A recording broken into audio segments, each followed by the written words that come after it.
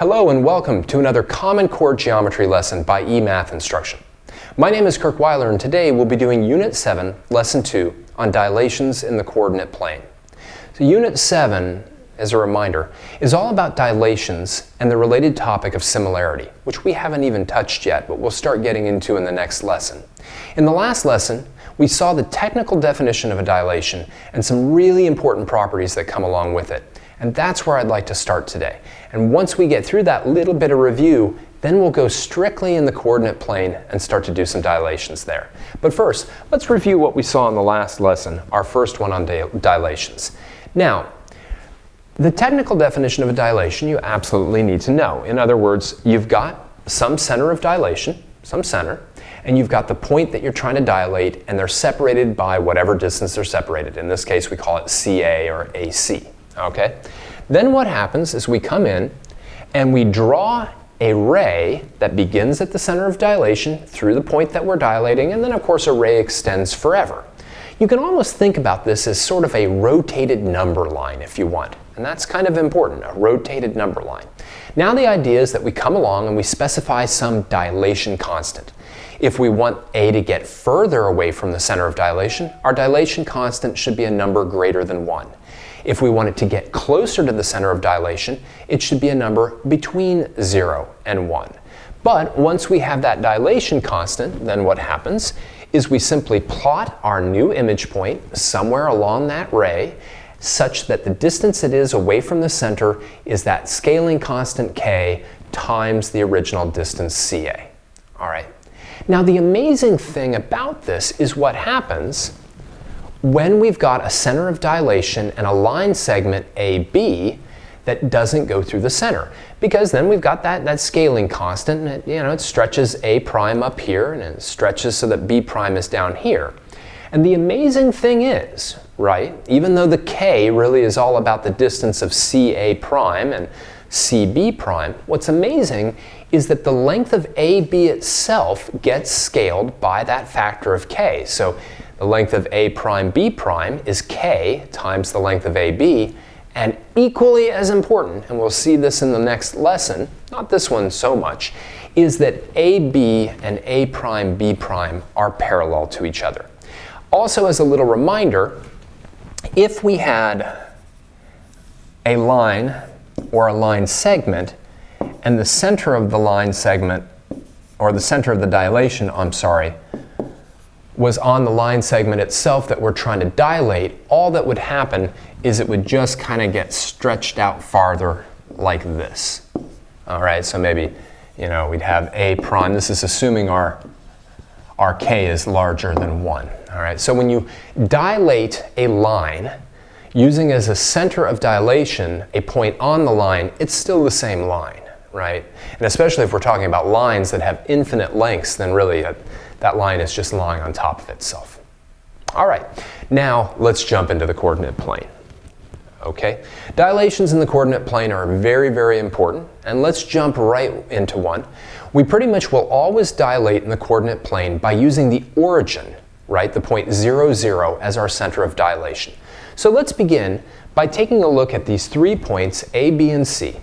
All right, so the points A, B, and C are plotted below. Find and plot their image points after a dilation by a factor of 2, centered at the origin.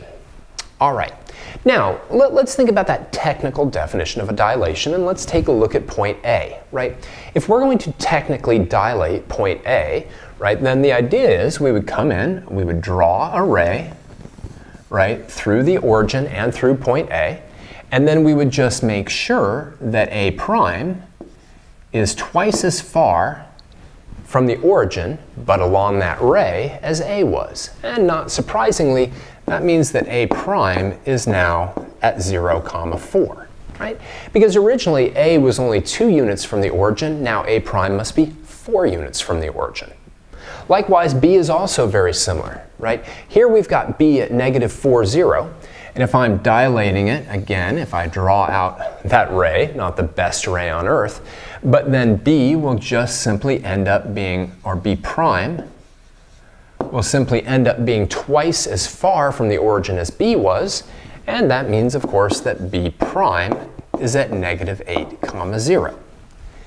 Now, C is a whole nother story, right? Because it doesn't lie along a horizontal or a vertical line, and yet it's the same idea, right? If I extended this like that, okay, and really I'd want to have a nice ruler, right?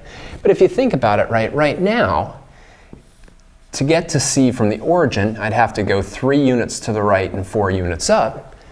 To get to where its image would be, after stretching by a factor of 2, I would go another 3 units to the right, another 4 units up, and I'd be right here at C prime. And again, not a huge surprise, C prime is at 6, 8. All right, that's it. Now, it does say, how can you verify that C prime is twice the distance from the origin that C is? I mean, how would you do that? Well, you could just use the distance formula, or you could use the Pythagorean theorem. For instance, if we, figure out the length of OC, right? That's how far C is away from O. We could use the distance formula, right? Now, keep in mind that we're talking about the distance from C at 3, 4 from the origin, 0, 0. So that's very easy with the distance formula. 3 minus 0 squared plus 4 minus 0 squared. All right, that would be 3 squared plus 4 squared. And that would be the square root of 25. So originally, C is 5 units from the origin. But then we dilate it, right? And we get the line segment OC prime. And that will now be, 6 minus 0 squared plus 8 minus 0 squared, which will be 6 squared plus 8 squared. That will end up giving me the square root of 100, and that will be 10, right? And what this calculation shows you is that obviously C prime, being 10 units away from the origin, is twice as far as C was away from the origin, and that's exactly what we had to have with this dilation, given that its scaling constant is equal to 2. So, how easy is it to dilate in the coordinate plane when the center of dilation is the origin? It's as simple as just taking the coordinates of the original point and multiply them by the scaling factor, right?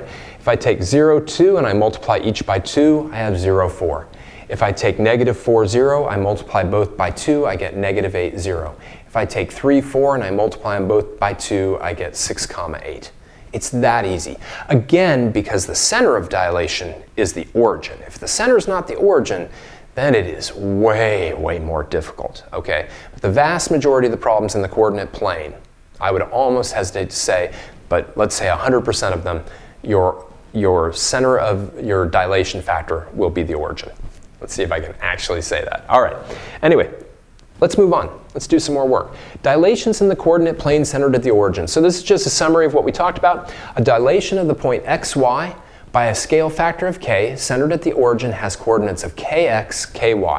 And again, it's really cool, right? If I've got my coordinate plane, just no grid drawn in, and I've got this point x, y, right? Simple enough. All right.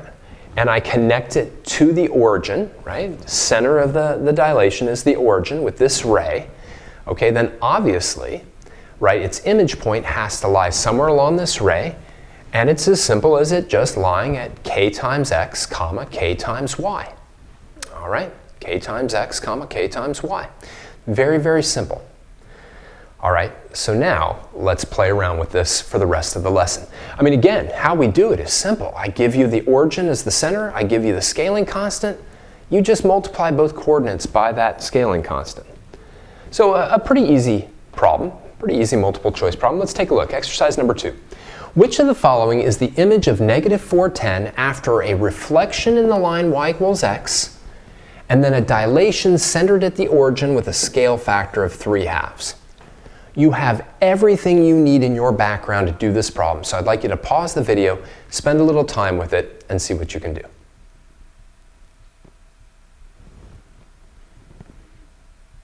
All right, let's go through it. Now, probably the hardest piece of this problem is just remembering how to do a reflection in the line y equals x.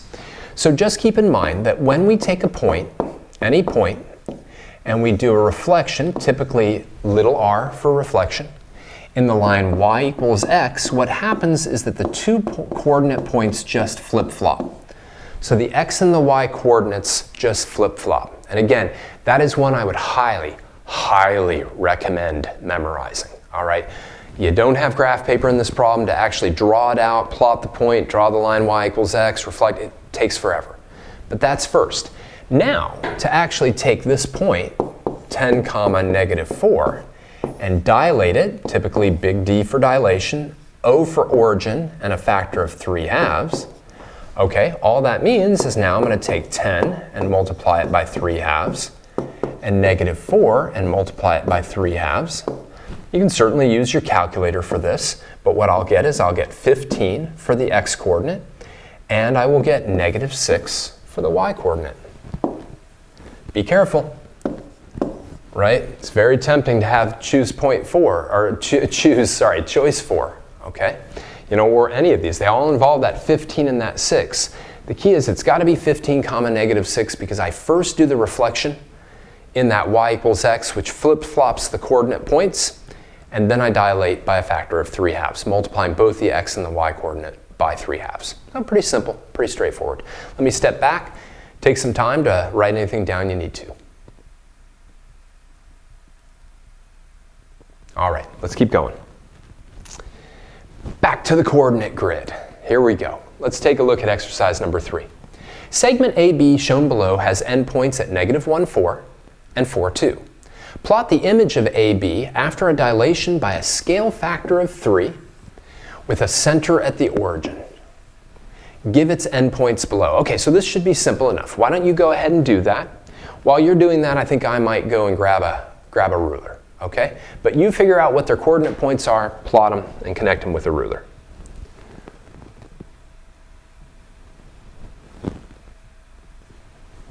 All right. Well, boy, I tell you, you don't get very much easier than dilations, because all I need to do now is multiply both of these x and y coordinate by 3, so I'll get negative 3, 12 for A prime. And for B prime, also simple, I'll get 12, 6. I just have to multiply by 3. So let's plot those. Negative 3, 12 is going to be right here. And there's my A prime. And 12, 6 is going to be right there, B prime. Let me now just connect them really quick. That's the only reason I really needed my ruler. And pretty much the only reason you would need a ruler in this lesson. There we go. All right. So there's my A prime, B prime. Now what I'd like to do is I'd like to use the tools of coordinate geometry to take a look at some things or some properties that we saw about dilations in the last lesson. So let's launch into letter B on that. Find the slope of AB and the slope of A prime, B prime. What do these slopes tell you about the segments? Okay, let me find the slope of AB, and then I'd like you to find the slope of A prime, B prime. So let's do it. You know, we all know the slope formula, or we should, right? y2 minus y1 divided by x2 minus x1. So for AB, that's going to be, let's see, 2 minus 4, all divided by 4 minus negative 1. All right, that's going to be negative 2 in the numerator and 5 in the denominator. So slope of negative 2/5. Why don't you go ahead and find the slope of A prime, B prime? Make sure to write it in simplest form, okay? All right, let's go through it. A prime, B prime, right? I'm not going to write out the slope formula again. We'll just start with the calculations. That's going to be 6 minus 12 in the numerator and 12 minus negative 3 in the denominator. That's going to be negative 6 in the numerator and 15 in the denominator. I can reduce by dividing both of these by 3, and that's going to give me negative 2/5. Slope of negative 2/5, slope of negative 2/5. So what does this tell us about the two line segments? They are parallel, right? They are parallel. All right, and that was one of the major properties that we saw about dilations. If we take a line segment like AB, and we dilate it using as a center a point not on the line segment, then the produced line segment or the image line segment will be parallel to the original.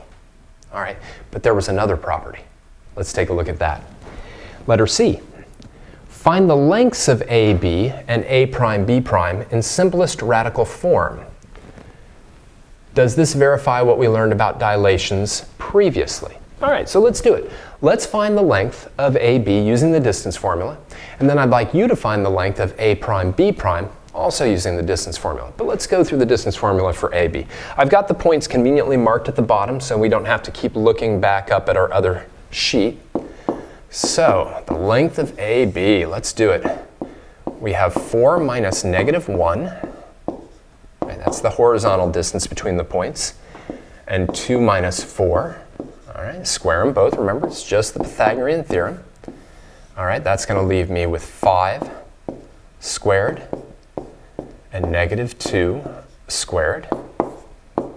That's going to leave me with 25 plus 4 for the square root of 29.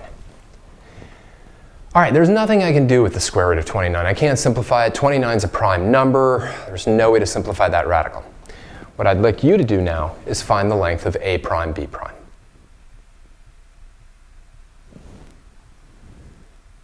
All right, let's take a look. The distance formula again. Have a little more room this time. We'll have 12 minus negative 3 squared plus 6 minus 12 squared. All right, so that's going to give me 15 squared plus negative 6 squared. Give myself a little more room and get rid of my ruler here. All right, now at this point we're working with large enough numbers that we might want to break out and take a look at the calculator really quick. 15 and negative 6, we could actually do it all at once, right? We could even put in the parentheses if we really wanted to, something like this. Notice I'm not putting the square root in yet because I'm going to have to simplify this radical in some way. But either way, right, we get 261. Let's go back and note that really quick, right? That's the square root of 261.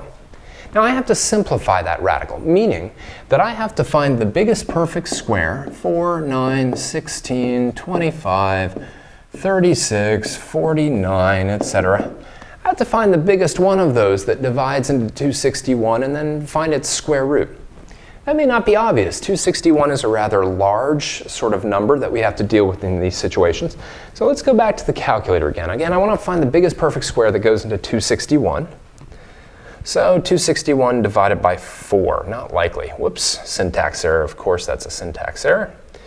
Let's try that again. 261 divided by 4. It is just not happening. I see why. There we go, 261 divided by 4. Can I get rid of this? Yeah, get out of there. All right, well that didn't go in evenly. Let's try 261 divided by 9. Ooh, that went in nicely. And I claim this is enough to know that 9 is the biggest perfect square that goes into 261. And here's why. The result of the division, 29 has no perfect squares that go into it. So there would only be a larger perfect square that went into 261 if the 29 also had another perfect square, other than the number 1, that divided into it nicely. So 9's it. And let's go back, because this is very, very important now. All right, full screen. Right, I can now say that this is the square root of 9 times the square root of 29. Remember, the whole point of simplification is to take the square root of what you can. So the square root of 9 is 3. Leave what you can't, and that's 29.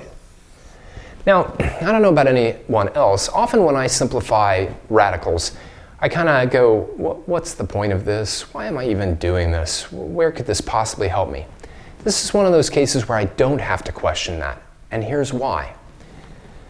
The length of the original line segment was the square root of 29. Right? And that's a number that's somewhere between 5 and 6, somewhere between the square root of 25 and the square root of 36. But what I see is I see that the length of my other line segment is 3 times the square root of 29, which means it's 3 times as large as the original, right? Here we can literally see it. I don't care whether this is the square root of 29 or the square root of 2000. The fact that this is 3 times what I started with means that the line segment got 3 times as long as what it was. And that was the second important property of dilations, which is, even though, technically speaking, we stretched A so that A prime was 3 times as far away from the origin, and B so that B prime was 3 times as far away from the origin, it also made that line segment A prime, B prime 3 times as long as AB. Okay? All right, let's keep going. Exercise number 4. Okay, let's keep thinking coordinate plane dilations. A line whose equation is 3y plus 5x equals 12 is dilated with a center at the origin by a scale factor of 1/2. Write the equation of this line in slope-intercept form. Wow, okay. Well, first things first. I find this particular form of the line not very helpful, right? So let's take 3y plus 5x equals 12, and let's write it in slope-intercept form, y equals mx plus b. First thing I might do is subtract a 5x from both sides. All right, that'll give me 3y equals negative 5x plus 12. Now let's divide both sides of this equation by 3. We have to remember to distribute that. So I get negative 5/3 x plus 4. Now let's think about this line a little bit before we think about dilations or anything else, right? What do I know about this line? I know it has a y-intercept that's positive, plus 4, and I know it has a slope that's negative, negative 5/3. So I could sketch a little picture of kind of the way that this line looks, right? So it's got a y-intercept of 4, and it's got some negative slope, right? So it's going down, whatever. Now, I'm going to dilate this line, this whole line, every point on this line, with a center at the origin and a scale factor of 1/2. Okay, what's its equation? Well, one thing I can tell you for certain is that this point at 0, 4, under a scale factor of 1/2, well, that would have to go to 0, 2, right? It would have to be right here. Okay? Now that's kind of great because it means I know what the y-intercept is of my new line. It's 0, 2, or it's just 2. But what's the other thing I know? What I also know is that the dilated line is going to be parallel to the original line. So it's going to look something like this.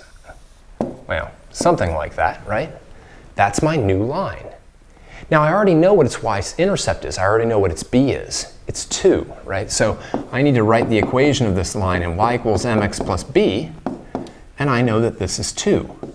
But I also need the slope, the m. What's that going to be? Well, it's going to be negative 5/3 because it's parallel to the original line. And remember, two lines that are parallel have the same slope. So at the end of the day, the equation of my dilated line is going to be negative 5/3 x plus 2, right? It has a y-intercept that is 1/2 the original y-intercept. Makes sense? And it's got a slope that's identical to the original slope because dilations produce parallel lines. Or do they? They do, yeah. As long as the center of dilation isn't on the line itself. Let's take a look at that situation first. Let me pause for a minute, let you write down anything you need to, and then we'll take a look at another problem. Okay, let's move on. Last problem. Explain why dilating the line y equals 3x by a scale factor of 2 about the origin would not change its equation. Think about this one. Pause the video and take a bit of time. All right. Now in the last problem, I took this line, y equals negative 5/3 x plus 4, and I dilated it by a constant, a scaling factor of 1/2, and it changed the equation of the line. I claim this won't change the equation of the line. Why? And it's because the line y equals 3x passes through the center of dilation.